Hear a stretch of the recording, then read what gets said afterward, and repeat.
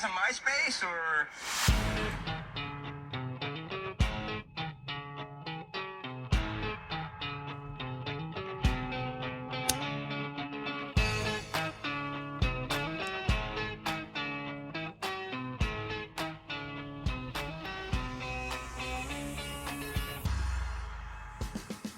This is your Marijuana Cultivation Cannabis Podcast. We are so glad you are here. Real quick, if you could please leave a 5-star review on Apple Podcast or your podcast platform, I'd really appreciate it. I don't do ads. If you could just do that for me, I'd really appreciate it. Thanks so much. Today we're diving into 3 crucial topics that every grower faces: setting up your grow tent, growing on a budget, and understanding the ever-shifting cannabis legalization landscape. Trust me, it's going to be a ride. So sit back, spark one up, and let's get into it. Whether you're thinking about setting up a grow tent in a closet or an entire room, or just trying to figure out how to save some cash while doing it, I got you covered. And hey, if you're in a state where cannabis isn't legal yet, don't worry. We're going to talk about where things are heading too. So let's get started. All right, let's talk about setting up a grow tent. At first, you're pumped. You got the shiny new tent, lights, fans, maybe even some carbon filters to keep the smell down. You're picturing yourself harvesting big, sticky buds in just a few months. But let me be real with you. Once you're elbow deep in poles, fabric, and ducting, that initial excitement fades fast. It's like when you get a new gadget and you're amped to use it, but you open the box and suddenly there are 100 pieces, no clear instructions, and it's all written in hieroglyphics. Yeah, that's setting up a grow tent for you. Before you know it, you're sitting in a pile of pieces, looking at the tent skeleton and thinking, man, is this really worth it? Spoiler alert, it absolutely is. You just got to push through that initial setup frustration, because once everything's in place and running smoothly, you'll realize it's the best decision you ever made. But to make it to that sweet point, you've got to get through that setup process first. Let's break it down.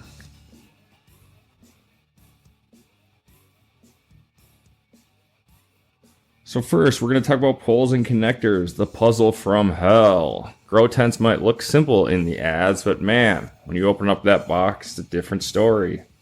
The tent frame, it's like trying to solve a 3D jigsaw puzzle with missing pieces. You think it's just a couple of poles, right? But then you pull everything out of the box and suddenly you're staring at a pile of metal rods at different lengths and connectors that don't seem to make sense. You start with enthusiasm, but 5 minutes in, you're second guessing your life choices. Some poles snap together with ease, and others, they're stubborn as hell. One might fit too tight and another too loose. It gets even more fun when you realize there's always that one pole that just doesn't want to cooperate. It's like it was designed just to mess with your mind. Like, dude, why aren't you fitting where you're supposed to? And then there's the fabric. Grow tent fabric is thick and durable, which is great for keeping light in, ensuring your plants have the best environment to thrive. But when you're trying to pull that son of a bitch over the frame, it's like trying to squeeze into a pair of skinny jeans after Thanksgiving dinner. Way too tight. And no matter how much you pull and tug, it feels like it just won't fit. You might even break a sweat trying to zip everything up. But here's the catch. Once you finally wrestled with the fabric and into the frame, it fits like a glove, perfectly snug and sealed. Now let's not forget about the zippers. You never realize how much you can despise a zipper until you're dealing with a grow tent. You'll be zipping and unzipping that thing 100 times while setting up the tent, adjusting the lights, and running the cables. And just when you think you got everything lined up, you spot it. Tiny pinholes of light sneaking through the seams and zippers.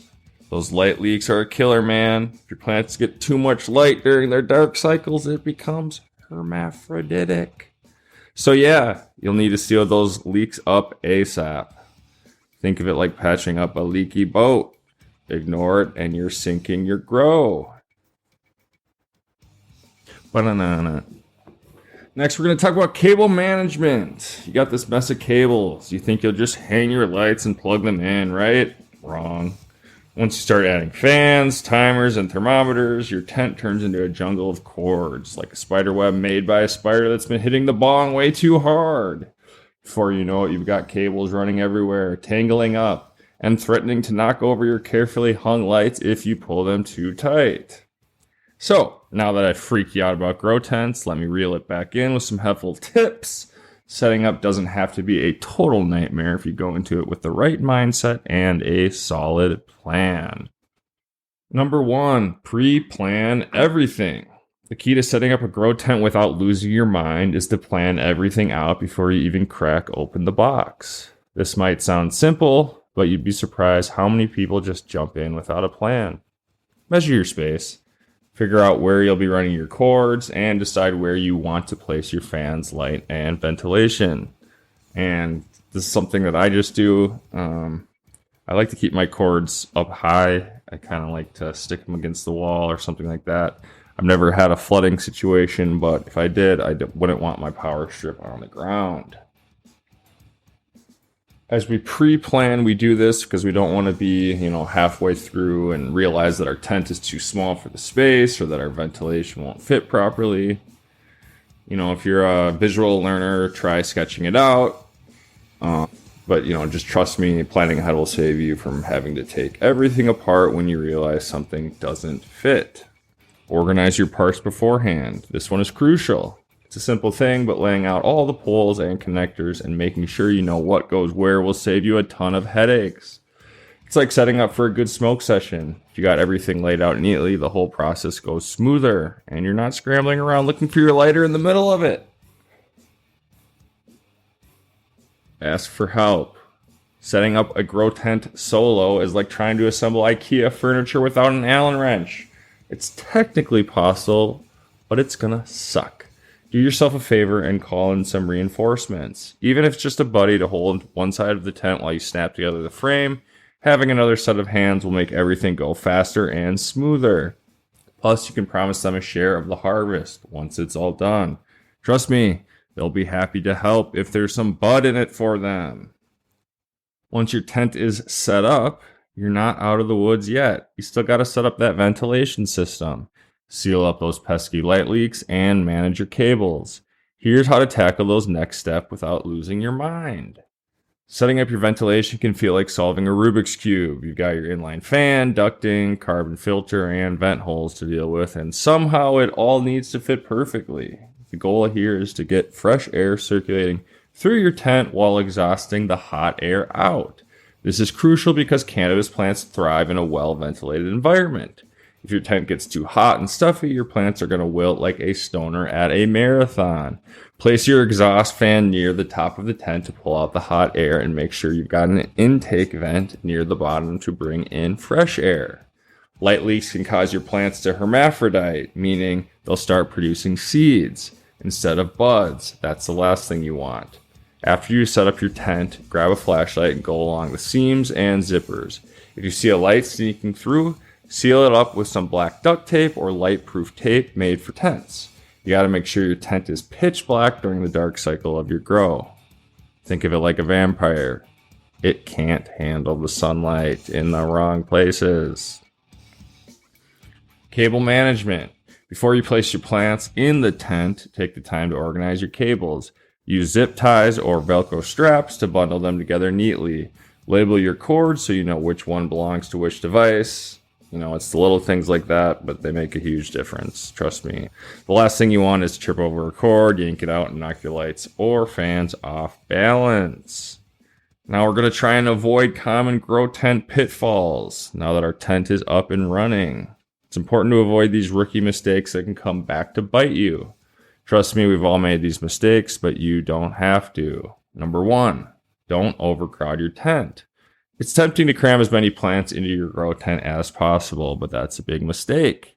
Cannabis plants need space to stretch, breathe, and grow. If you pack too many plants in there, they're going to be competing for light and air, leading to mold or mildew issues.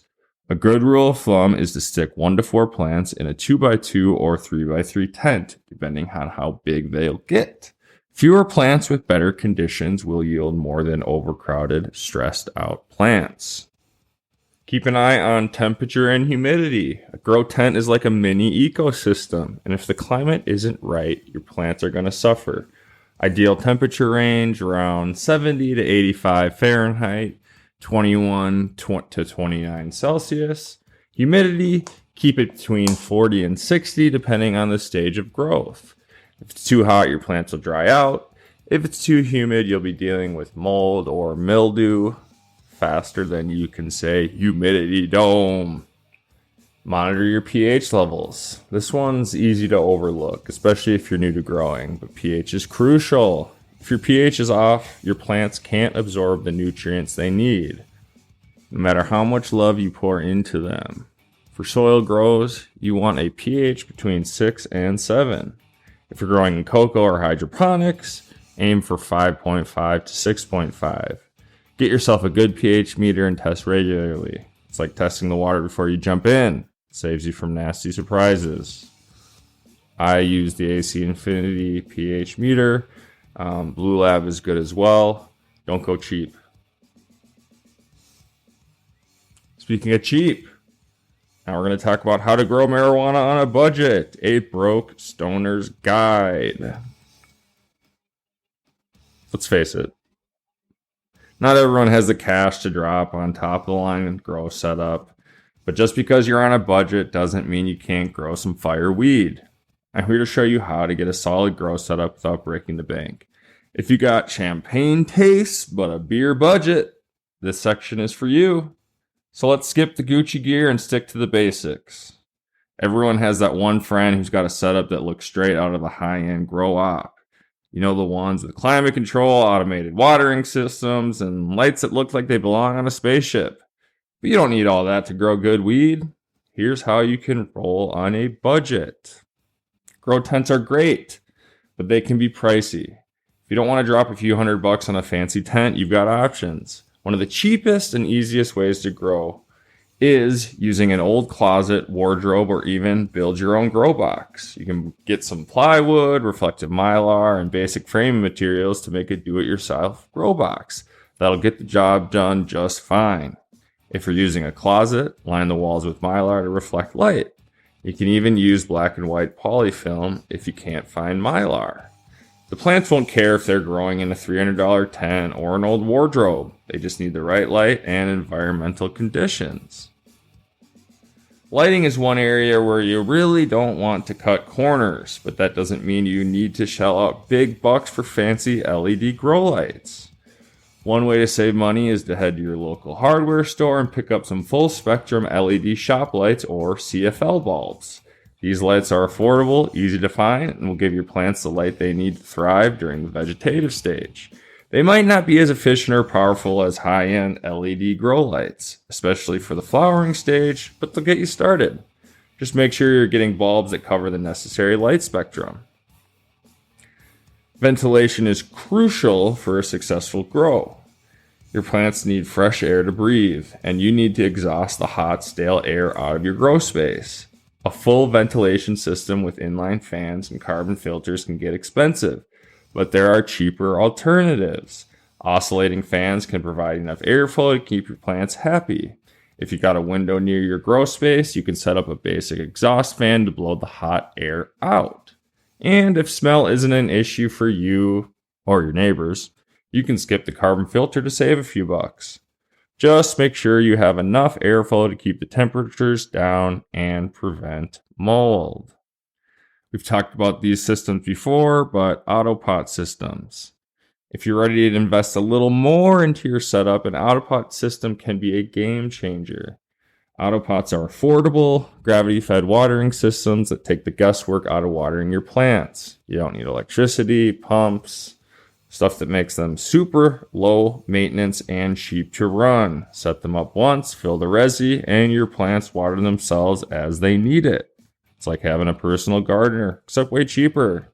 While autopot systems aren't free, they're an affordable investment that'll save you a ton of time, effort, and water. And I use probably 60% of the normal newts that I used prior to switching to autopots. So I'm not sponsored by them. I wish I was. That's just what I know. All right, so hopefully you got some good tips for keeping your grow a bit cheaper. Email me at contactmccpod@gmail.com if you have any questions or questions about things that I didn't cover there on how to keep it cheap. Be happy to help. All right, cannabis legalization updates. Let's get into one of my favorite topics. The world is changing, my friends, and cannabis is becoming more accepted every day. But like anything, it's not happening overnight, and different parts of the world are moving at their own pace. Some places are lighting up like it's 420 every day, and others, well, they're stuck in the reefer madness era. So let's break it down. USA. What's happening across the border in the USA? Legalization is all over the place. It's like a patchwork quilt of laws, and keeping track of where you can and can't legally light up is enough to make your head spin. Let's go through some of the major players and where things stand right now. California and Colorado, the OGs. California and Colorado were the trailblazers of legalization. These states have had legal recreational weed for years now, and they're basically the shining examples of how to do it right. In California, you can find a dispensary on almost every corner, and they're making millions in tax revenue every year. Colorado, same deal. These states set the standard for what legalization can look like, and they're raking in the green, both in terms of weed and money. Just kidding, fuck California and their taxes. I'm really talking about the black market. New York and New Jersey. East Coast rising. On the other side of the country, we've got New York and New Jersey stepping up in a big way. Just a couple of years ago, these states legalized recreational cannabis, and they're already seeing the benefits. In New York, the rollout has been a little slow, but dispensaries are popping up and cannabis culture is growing. New Jersey is moving even faster, and their legal market is booming. If you're on the East Coast, these are the places to be. Now let's talk about Texas. Texas is still holding out when it comes to full legalization. They've made some progress with medical marijuana, but it's still heavily restricted. Rec weed, forget about it for now. But hey, things can change, and there's a lot of pressure building in Texas moving toward legalization. It's just a matter of time before they catch up with the rest of the country. Here in Canada, if you want to see what full legalization looks like, here it is. It was legalized in the entire country in 2018, and it's been what most say a massive success. Dispos are everywhere, and Canadians are enjoying the freedom to grow and buy their own weed legally. Now down to Mexico. Mexico has been on the cusp of legalization for a few years now. The country's Supreme Court ruled that cannabis prohibition is unconstitutional, but they've been slow to finalize the laws. Still, it's looking like full legalization is just around the corner. When that happens, Mexico could become one of the biggest cannabis markets in the world. Plus, think about the tourism. People will be flocking to Mexico, not just for the beaches, but for the legal weed too. It's a little harder to get people up here to Canada since it's so cold. Europe. We got a mixed bag in Europe. Some countries like the Netherlands have long embraced cannabis culture. Amsterdam's coffee shops are world famous for a reason, but other European countries are still pretty conservative when it comes to weed. Germany is making strides though, and there's a strong push for legalization across the continent. Hopefully it's just a matter of time before more European countries jump on the bandwagon.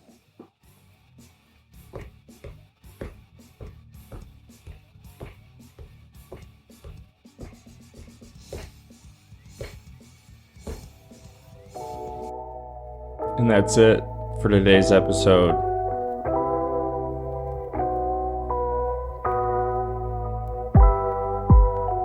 Remember, growing your own weed is a journey.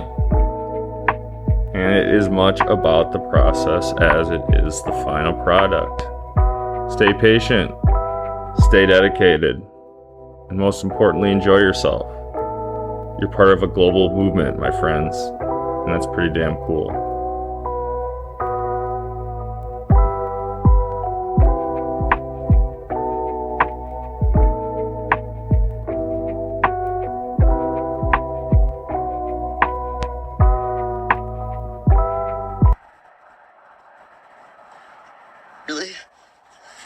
feel young again?